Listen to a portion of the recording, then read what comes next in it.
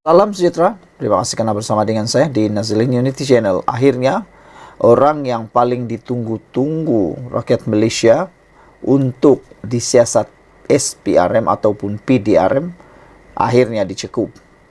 Ini adalah sebab mengapa Papa Gomo dicekup atau ditahan, direman oleh pihak polis. Rupa-rupanya kes Papa Gomo ini bukanlah kes yang sembarangan. Bukan kes biasa-biasa, bukan kes kecil-kecilan ataupun terpencil.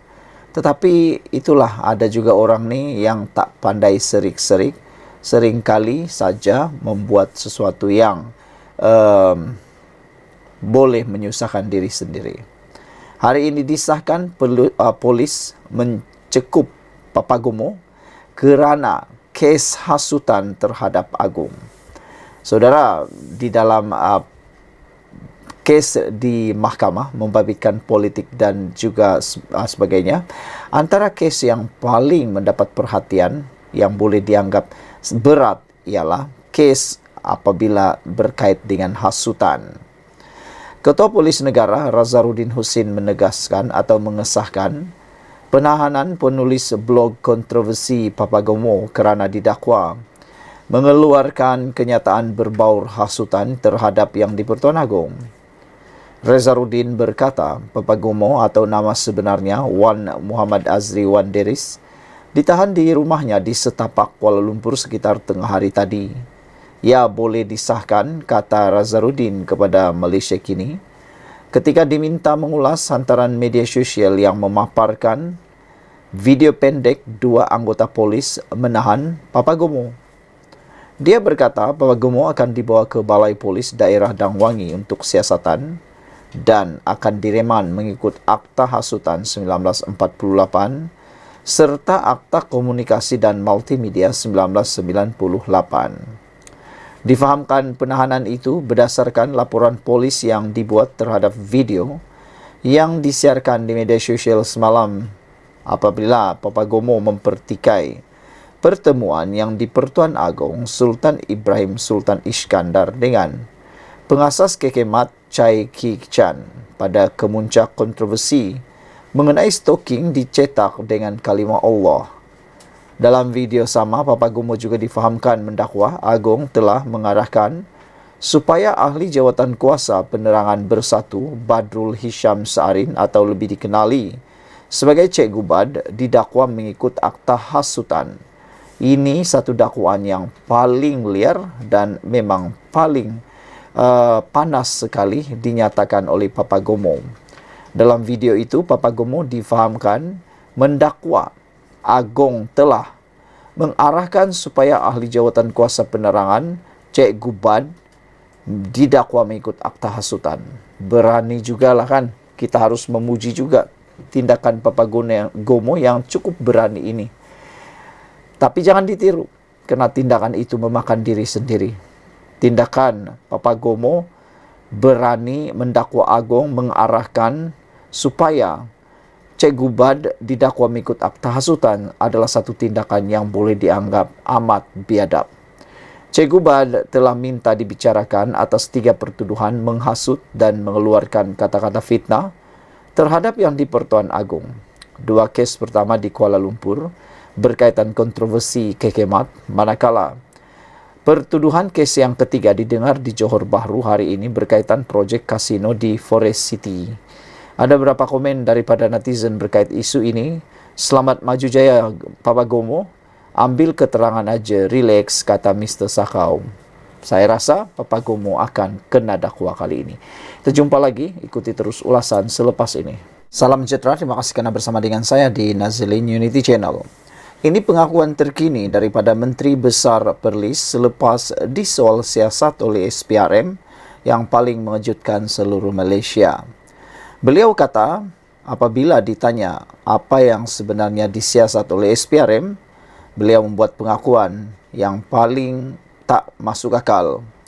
Beliau menjawab, macam-macamlah. Itu jawapan Menteri Besar Perlis terhadap pertanyaan mengapa atau apa sebab SPRM menyiasat beliau.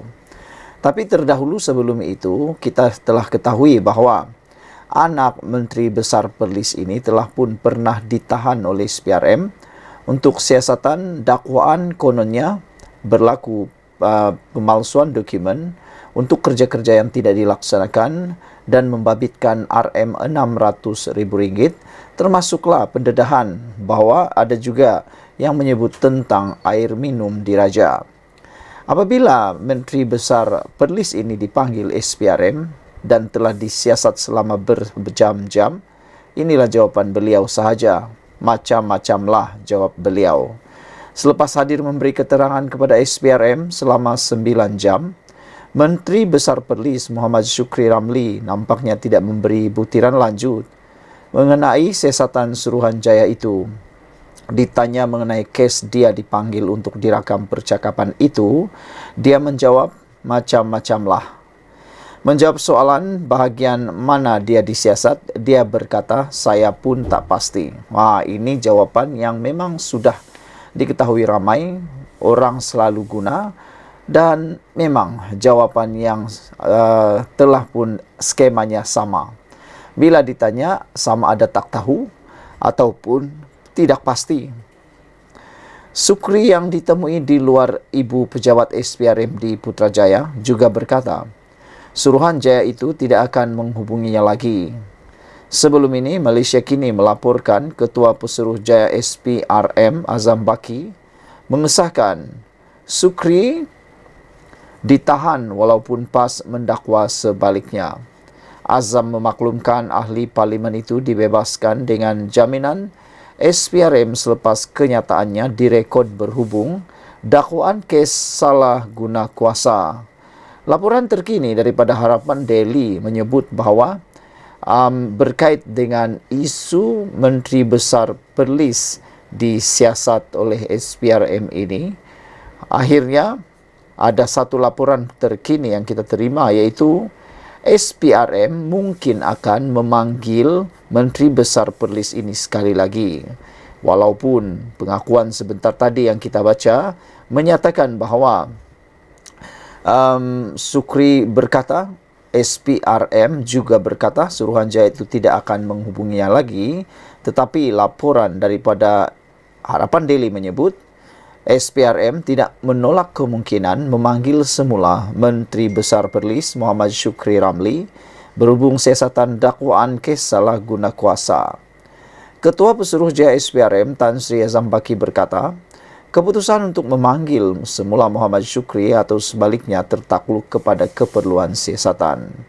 Bergantung kepada hasil siasatan, katanya ringkas lapor Berita Harian. Azam berkata demikian ketika ditanya kemungkinan SPRM akan memanggil semula Muhammad Syukri yang juga Pesuruhjaya PAS Perlis selepas ini. Semalam Syukri ditahan bagi membantu siasatan mengikut Seksyen 23 Akta SPRM 2009 membabitkan dakwaan salah guna kuasa. Ia membabitkan pelaksanaan projek pembangunan prasarana termasuk membaik pulih, menyelenggara, pembekalan dan perkhidmatan di seluruh Perlis sejak tahun 2022. Dia bagaimanapun dibebaskan dengan jaminan SPRM selepas hampir 8 jam diambil keterangan. Sekian untuk kali ini, jangan lupa ikuti terus ulasan selepas ini.